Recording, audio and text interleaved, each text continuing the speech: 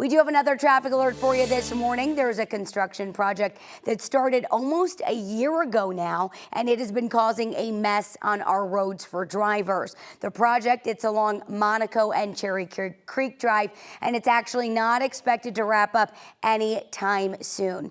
9 News transportation specialist Brianna Fernandez live in that area this morning. And Brianna, this project is really focusing on replacing a 60-year-old bridge.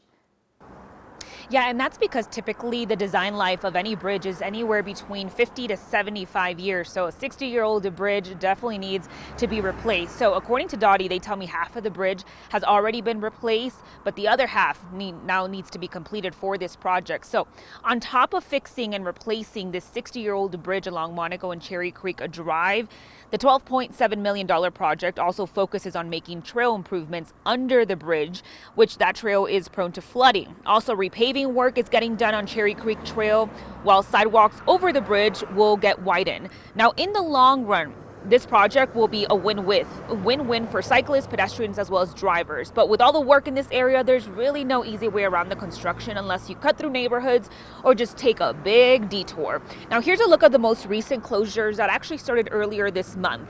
Both directions of Monaco Parkway are reduced to a single lane of traffic. Traffic signals are also covered to let cars flow along Monaco Parkway.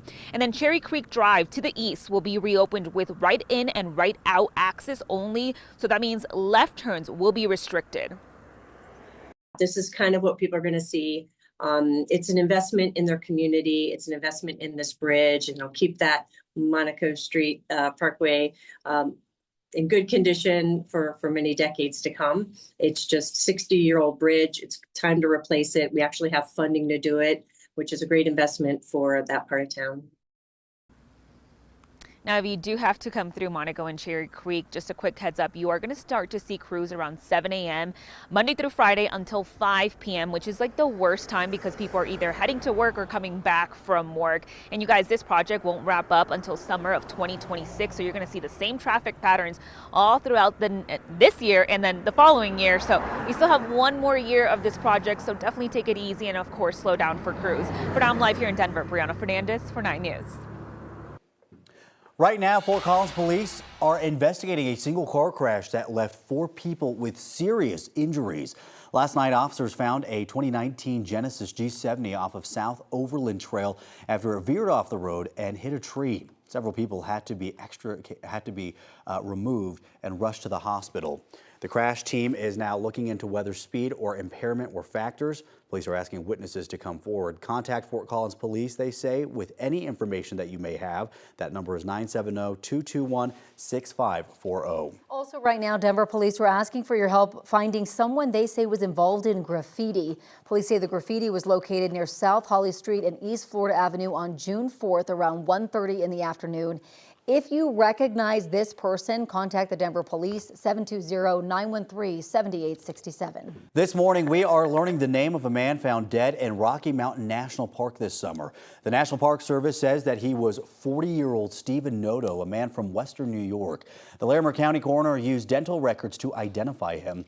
A 12-year-old boy found his remains near the Alpine Ridge Trail last month. The coroner believes that he died in late November. They don't believe that there's anything suspicious about his death, but say that they could not determine the exact cause. More than 750 firefighters from across the country are battling wildfires burning here in Colorado. At least 8 air tankers are now flying in the state. A team of smoke jumpers flew in this weekend, and at least 17 firefighting helicopters contracted by the Forest Service, Department of Interior, and the state are all here right now. In Durango, the air tanker base is pumping record numbers of retardant to battle fires in Colorado and Utah. Nearly 700,000 gallons this year already. Now they also have the support of Colorado's $24 million Firehawk helicopter. The converted Blackhawk was grounded for required maintenance for nearly 2 weeks this month as the fires grew. The state says the helicopter had to get that work done after hitting a certain amount of flying hours. But now it's back in the air, and soon a second one will be too. Cities across the Denver metro area are now investing in new programs to help people experiencing homelessness. But a new executive order from President Trump could change how that funding is used and who gets it. Trump's order targets homelessness policies, calling for stricter enforcement like clearing street encampments, banning outdoor camping, and even involuntarily committing people for mental health or drug treatment. The order also encourages funding cities that take a more punitive approach instead of places like Denver, which focus on services and long-term solutions. We spoke with the clinical director of the Department of Human Services and Counseling at MSU Denver, who says that those services are working and cutting them could do some real damage. Yeah, I do think we've seen great strides in terms of appropriate services and supports to individuals who are unhoused in the Denver area, in the Boulder area, and to then perhaps hamstrung these cities by withholding funding, of course, is going to undo that. And we're going to see an increase in individuals who need support but don't have access to the right support.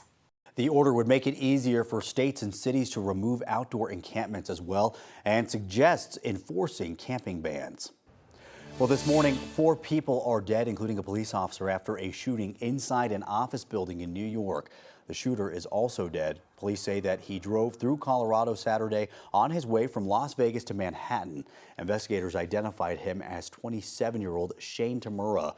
They say that he walked into the lobby of a building that houses the offices of major financial firms and the NFL and then opened fire. Then he went to the 33rd floor and fired off more rounds. A 36-year-old police officer who emigrated from Bangladesh died. The NYPD says that he had 2 young children with another on the way. 3 civilians were also killed, and another victim is in critical condition. Police say that the shooter shot and killed himself. They have not released a motive, but say that he had a documented mental health history. This morning, the Arkansas State Police has released a composite sketch of a man seen in Devil State Park on Saturday. Officials are asking the public for help identifying the man so they can question him related to a double homicide at the park.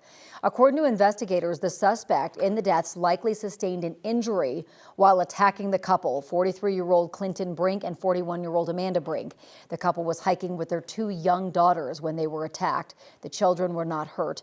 Investigators are asking those who visited the park on Saturday to check cell phone photos and videos or GoPro footage for images of the suspect.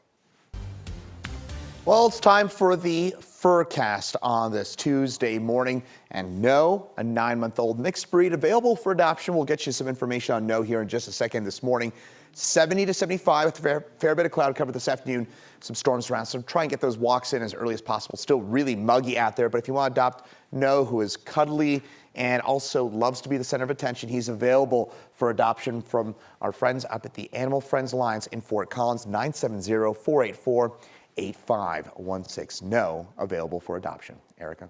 All right, Chris, thank you. We want to get you straight back out to Sky 9 this morning at 6:11. They're over an incident that we are following in the Broomfield area. It's along Highway 36 and Wadsworth on the westbound side. They're finally zooming out, and this is giving us a much better view of what we're dealing with. They have closed off the ramp out this way on both sides.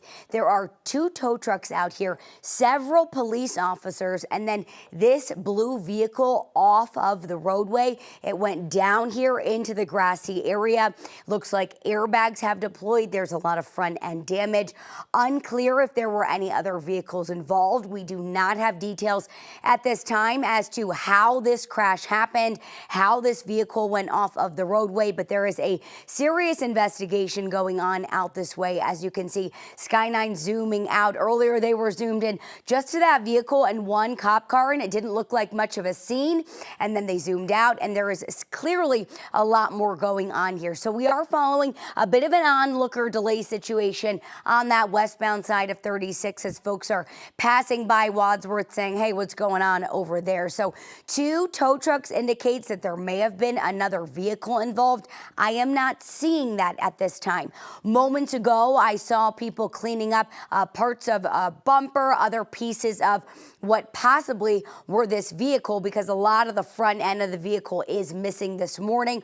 We are making calls to get some more details for you, but this is really the only main thing that we're following this hour on one of our main highways. Again, it is causing some delays, so just something to keep in mind and give yourself a few extra minutes if you're headed out this way soon. All right, Erica, thank you.